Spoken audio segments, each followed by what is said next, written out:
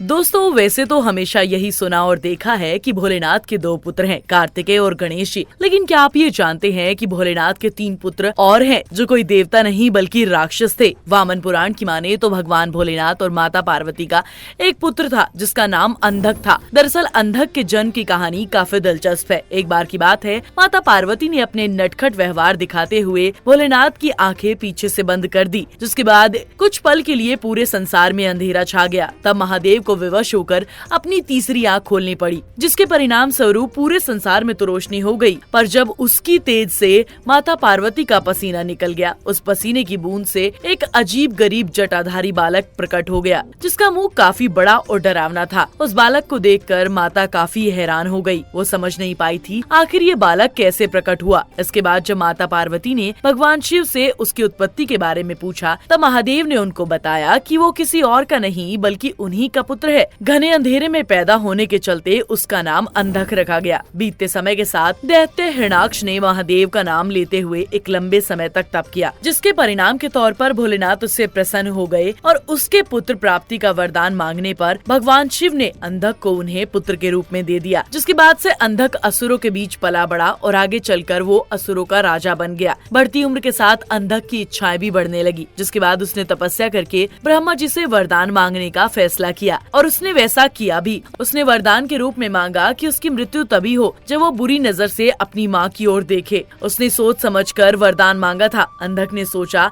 कि कभी ऐसा नहीं होगा क्योंकि कोई उसकी माँ नहीं है। वरदान मिलते ही अंधक देवताओं को परास्त करके तीनों लोकों का राजा बन गया। जिसके बाद उसने तीनों लोकों की सबसे खूबसूरत स्त्री से शादी करने का फैसला किया। जब उसे पता चला कि तीनों लोकों में माता पार्वती से सुंदर और कोई नहीं है, तब उसने बिना कुछ सोचे समझे माता पार्वती के सामने शादी का प्रस्ताव रख दिया। वो इतने पर ही नहीं रुका, प्रस्ताव ठुकराए जाने पर उसने उनके साथ जबरदस्ती भी की। बस फिर क्या होना था, तभी वहाँ भगवान भोलेनाथ प्रकट हो गए और उन्होंने अंधक को बताया कि पार्वती जी उनकी माँ है। जिसके बाद उन्होंने अंधक का वध कर दिया। वहीं भोलेनाथ के दूसरे राक्षस पुत्र की बात की जाए तो आपको बता दें, उसके बारे में हमें शिव पुराण में पढ़ने को मिलता है। कथाओं की माने तो एक बार देवराज इंद्र ने बृहस्पति के साथ मिलकर भोलेनाथ के दर्शन के लिए कैलाश पर्वत जा रहे थे। वहीं जैसे ही महादेव को इसके बारे में पता चला, उन्होंने इंद्रदेव की परीक्षा लेने का फैसला किया, जिसके चलते वो जोगी का रूप धारण करके उनके रास्ते में बैठ गए। इंद्रदेव ने कई बार जोगी रूपी महादेव को रास्ते से हट जाने को कहा, उन्होंने एक न सुनी। उसके बाद देवराज इंद्र का क्रोध इतना बढ़ गया, उन्होंने अपने वज्र से जोगी पर प्रहार करने का प्रयास किया। जिसके बाद महादेव भी क्रोधित हो गए और उनकी आंखें क्रोध के चलते लाल हो गई। इंद्रदेव के साथ मौजूद बृहस्पति जी अच्छी तरह समझ गए कि जोगी के रूप में कोई और नहीं बल्कि भगवान भोलेनाथ हैं। जिसके बाद उन्होंने शिव जी से विनती की